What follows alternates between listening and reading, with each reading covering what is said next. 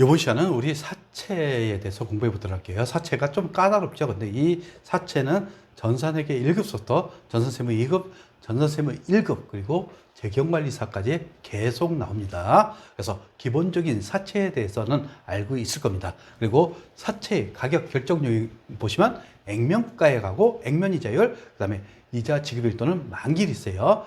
즉, 액면가액 100만 원이고 액면이자율이 8%, 만기가 3년이고 이자 지급일이 매년 12월 31일인 경우 이러한 현금 흐름을 갖게 됩니다. 즉 매년 8만 원에 대한 이자를 줍니다. 즉 100만 원 곱하기 8%죠. 그리고 액면 금액은 3년 후에 100만 원을 주는 겁니다. 그래서 회사는 자금 조달을 하게 되는 거죠. 따라서 이러한 미래 현금 흐름에 대한 현재 가치가 자금 조달 금액이 되는 거예요.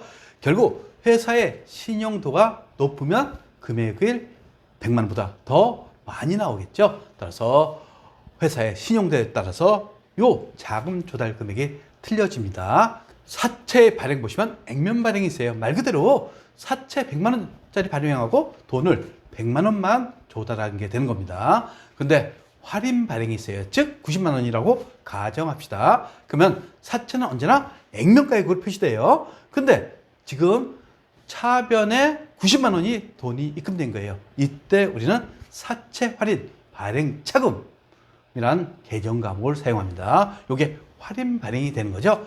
할증 발행은 돈이 더 들어온 거예요.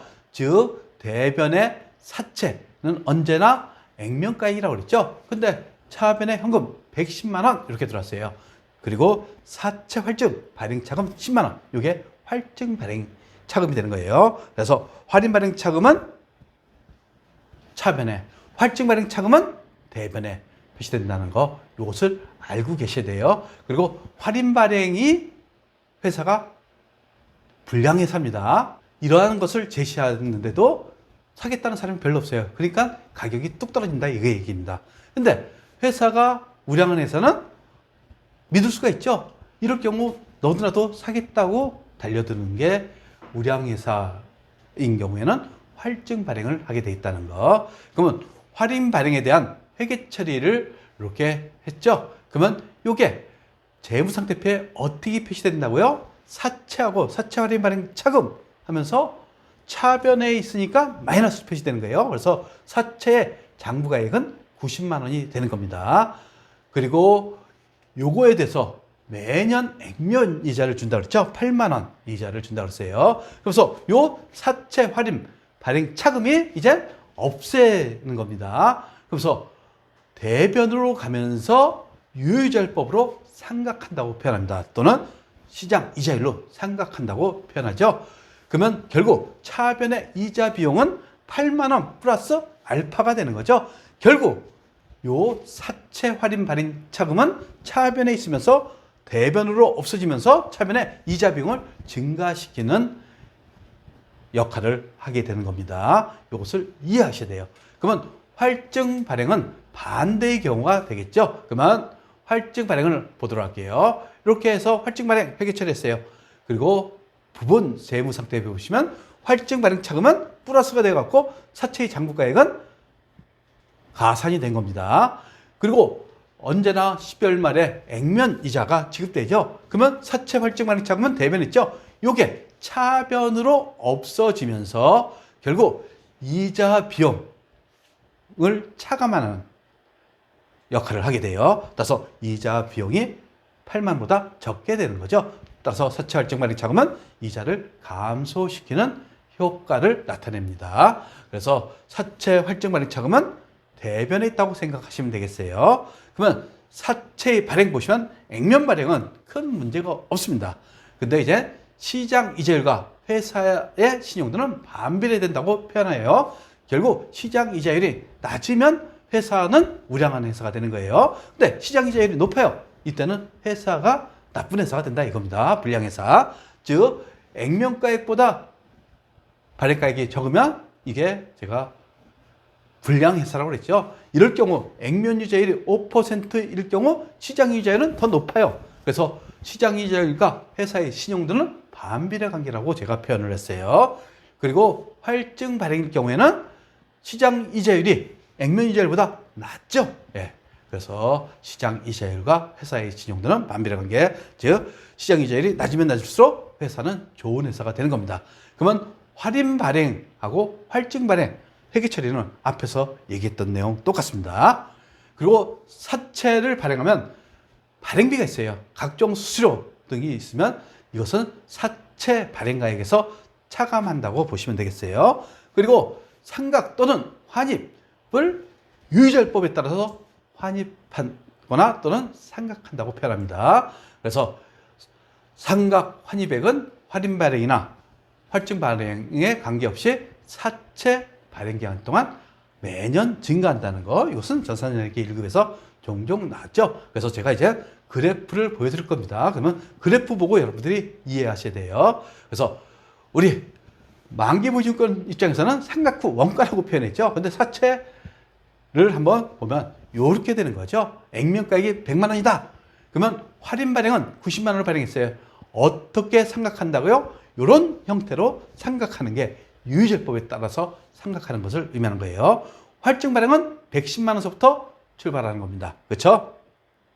그러면 이게 유의절법에 의한 환입 또는 상각이라고 표현합니다. 근데 정회법을 할 수가 있죠. 정회법은 매년 일정하게 하는 거예요. 이것은 기업의 기준에서 인정하지 않습니다. 그러면 할인 발행 90만 원은 할인 발행했다고 가정하고, 그러면 X년 12월 31일 날 장부가액이 92만 원이라고 가정합시다. 그리고 X2년 12월 30일 날 95만 원이 장부가액이라고 가정합시다. 그리고 3년째는 액면가액이 되겠죠. 100만 원 이렇게 된 거예요.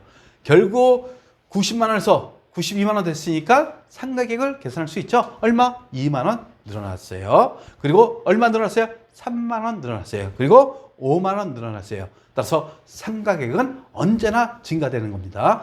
이것은 할증 발행일 경우에도 마찬가지입니다. 언제나 증가된다는 거. 따라서 상각 환입액은 매년 증가. 보통 이런 것에 대해서 여러분 전산회계 1급에서 시험에 나왔죠. 상각 또는 환입액은 매년 증가한다는 거.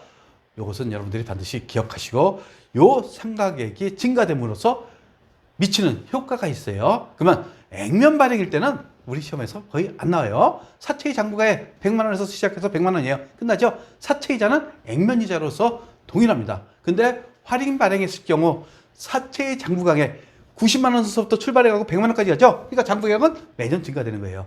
사채 발행 차금 상각 또는 환입액은 매년 증가합니다. 그리고 할인 발행 차금이 차변에 있으니까 대변으로 없어지면서 액면이자 플러스 할인 차금하는 거죠. 그래서 총 사채이자는 증가된다는 거. 할증 발행인 경우에는 장부가액이 110만 원서부터 출발하죠. 그래서 100만 원까지 가는 거죠. 매년 감소합니다. 그렇죠? 장부가액. 근데 사채 발행 차금 상각은 매년 증가한다고 그랬죠. 따라서 할인 발행이나 할증 발행이나 매년 증가한다는 거. 그러면서 이것은 차변에 있었죠. 대변으로 가면서 액면이자에서 마이너스 할증 차금이 되는 거죠. 따라서 이자 비용은 매년 감소하게 돼 있다는 거. 이것을 여러분들이 이해하시면 전산세무 1급까지 쉽게 갈 수가 있어요.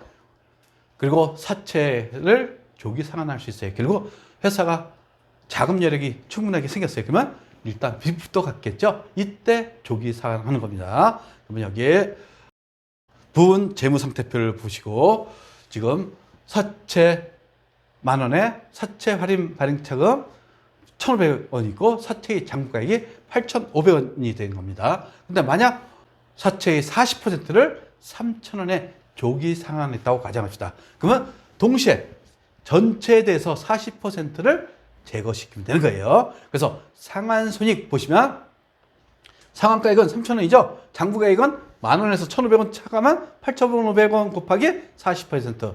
그러면 장부가액보다 상환가액이 더 적죠. 이럴 경우에 400원의 이익이 발생된 겁니다. 그러면 한번 회계 처리를 해보도록 할게요. 만원의 40% 차변에 사채 4,000원 날리죠. 사채 할인 발행 차금은 차변에 있는 거죠. 40%니까 600원 날리시고, 그리고 상환가액은 현금 3,000원 된 거예요. 결국 3,400원짜리를 3,000원에 상환했어요. 결국 얼마? 400원에 대한 사채 상환 이익, 상환하면서 이익이 발생했다고 보시면 되겠어요. 그리고 여기에 자산 부채의 차감 및 가산항로, 이것은 여러분 전산회계 1급에서도 다 공부했어요. 반드시 여러분들이 숙지해야 될 내용입니다.